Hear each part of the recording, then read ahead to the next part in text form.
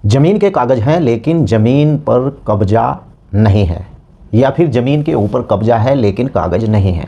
अक्सर कर ग्राम पंचायत के अंदर ऐसे लोगों के पास ऐसी बहुत सी ज़मीनें होती हैं कि उनके पास उस ज़मीन का कब्जा होता है लेकिन उसके कागज़ नहीं होते हैं। आज की इस वीडियो में इसी टॉपिक के ऊपर हम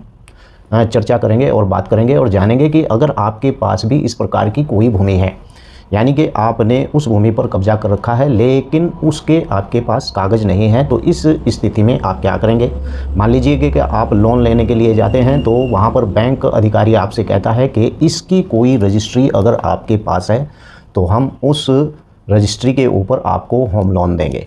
तो चलिए वीडियो को शुरू करते हैं, लेकिन उससे पहले आपसे गुजारिश है कि मैं इस YouTube चैनल के ऊपर ऐसे ही मैटर से संबंधित वीडियो बनाता रहता हूं। अगर आप पहली बार आए हैं तो प्लीज़ कृपया चैनल को सब्सक्राइब कर लें और हाँ, बेल आइकन की घंटी को दबाना ना भूलें, क्योंकि भूमि से संबंधित, कृषि से संबंधित और अन्य मामलों से संबंधित बहुत ही अच्छी वीडियो मैं इस पर डालता रहता हूं। अगर आप इस YouTube चैनल को ज्वाइन करना चाहते हैं तो प्लीज़ आप इस YouTube चैनल को ज्वाइन भी कर सकते हैं।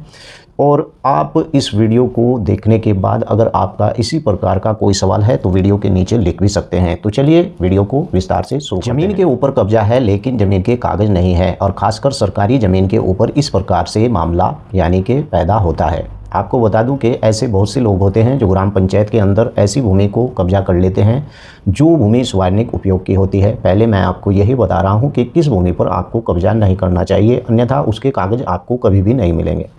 ग्राम पंचायत के अंदर ऐसी सार्वजनिक उपयोग की भूमि जिनके ऊपर मैंने पहले भी वीडियो बना रखी हैं और बार बार उन्हीं कमेंट्स को रिपीट मेरी वीडियो के नीचे आते रहते हैं कि अक्रमाई श्रेणी 3 की भूमि है, श्रेणी 4 की भूमि है, इस प्रकार के सवाल मेरी वीडियो के नीचे आते रहते हैं। लेकिन मैं उन पर कमेंट कम करता हूं क्योंकि मैंने उन टॉपिकों के ऊपर पहले से ही ऑलरेडी वीडियो बना रखी है।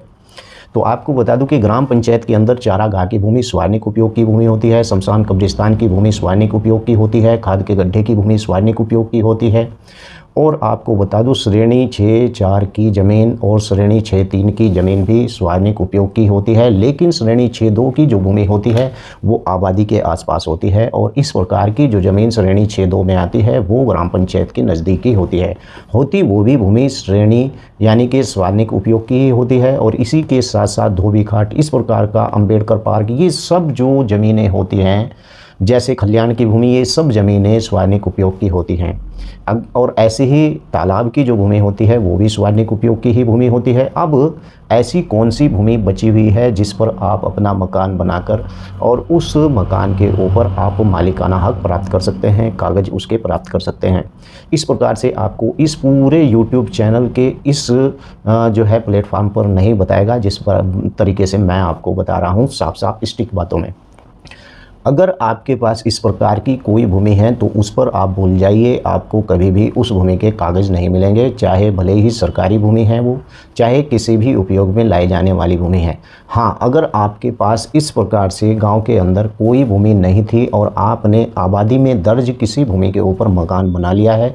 इन सार्वजनिक उपयोग की भूमि को छोड़कर, तो वहाँ पर सरकार के द्वारा भी इस प्रकार की एक योजना चलाई गई थी, स्वामित्व योजना। उसके आधार पर उन्हीं लोगों को उस भूमि के ऊपर मालिकाना हक दिया गया और उस भूमि के ऊपर उनका नाम चढ़ाया गया जो भूमि आबादी के अंदर आती थी। लेकिन सार्वजनिक उपयोग की भूमि के ऊपर कभी भी इस प्रकार का मालिकाना हक आपको नहीं मिल सकता है, और ना ही सरकारी इस ज़मीन के ऊपर इस प्रकार से आपको कोई कागज़ बनाकर देगा, क्योंकि जो सार्वजनिक उपयोग की भूमि है उससे अगर आपको उस कब्जा रखी है तो उसके कागज़ आपको इतनी आसानी से नहीं मिलते हैं। क्योंकि किसी भी भूमि के ऊपर अगर आप मकान बनाएंगे तो इस प्रकार से, जैसे कोई चारागाह की भूमि है गांव के नज़दीक आ गई है, तो इस प्रकार से आपको उस भूमि के ऊपर जब तक मकान नहीं बनाना चाहिए जब तक कि कलेक्टर राज्य सरकार से ये अनुमति ना ले कि इस भूमि को आबादी में दर्ज कर दिया जाए।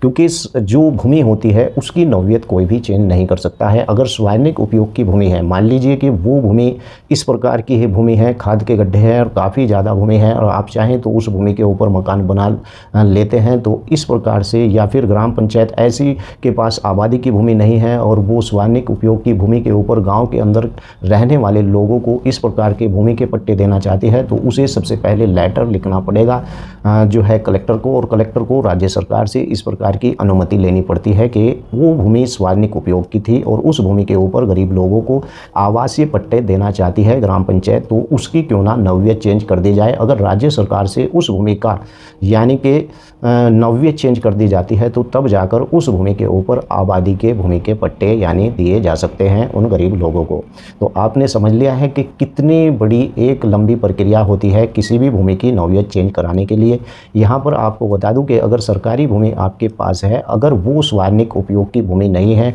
तो इस प्रकार की भूमि पर आपको मालिकाना हक भी मिल सकता है और आपके उस भूमि के ऊपर यानी कागज भी बन सकते हैं। अब बात रही लिमिटेशन एक्ट 1963, इस बात को कहता है कि अगर सरकारी भूमि के ऊपर आपका 30 साल का कब्जा है तो सरकारी भूमि आप मालिक हो जाएंगे। यहाँ पर भी आपको बता दूं कि सार्वजनिक उपयोग की भूमि को छोड़कर कल जो मैंने वीडियो बनाई थी उसके अंदर मैंने इस बात का जानकारी दी थी कि अगर किसी भूमि के ऊपर आपका कब्जा है तो कब्जा कैसे साबित किया जाता है, और उस वीडियो को अगर आप देखेंगे तो आपको पूरी जानकारी हो जाएगी। लेकिन जैसे मैंने बताया कि अगर 30 साल से आपका सरकारी ज़मीन पर कब्जा है लेकिन वो सरकारी ज़मीन सार्वजनिक उपयोग की नहीं होनी चाहिए, इस प्रकार की जो भूमि है उस पर आपको आबादी की है या अन्य यूज की भूमि है तो इस प्रकार की भूमि पर आपको मालिकाना हक मिल सकता है, लेकिन सार्वजनिक उपयोग की भूमि पर आपको मालिकाना हक नहीं मिल सकता है। तो इसी प्रकार के मेरी वीडियो के नीचे बहुत से कमेंट आते हैं जिनके ऊपर मैं जानकारी देता हूं कि इस प्रकार की जो भूमि होती है उससे बचना चाहिए। अभी एक कमेंट आया था मेरी वीडियो के नीचे, बताया गया था कि भूमि तालाब की है लेकिन उस पर 30 साल हमें हो चुके हैं, वहां पर आप कब्जा साबित बिल्कुल भी नहीं कर सकते क्योंकि ऑलरेडी वो भूमि सार्वजनिक उपयोग की भूमि है और सुप्रीम कोर्ट का इसके ऊपर आदेश भी है कि तालाब की भूमि के ऊपर अगर कोई व्यक्ति अपना मकान बनाता है तो उस मकान को गिरा दिया जाएगा। वीडियो कैसी लगी है और इससे संबंधित आपका कोई इसी प्रकार का सवाल है तो कृपया वीडियो के नीचे लिख दें, मैं उसे टॉपिक बनाकर उस पर भी वीडियो बना दूंगा। वीडियो को लाइक ज़रूर करें और चैनल को सब्सक्राइब करें अगर पहली बार आए हैं। जय हिंद, जय भारत, खुदा हाफिज।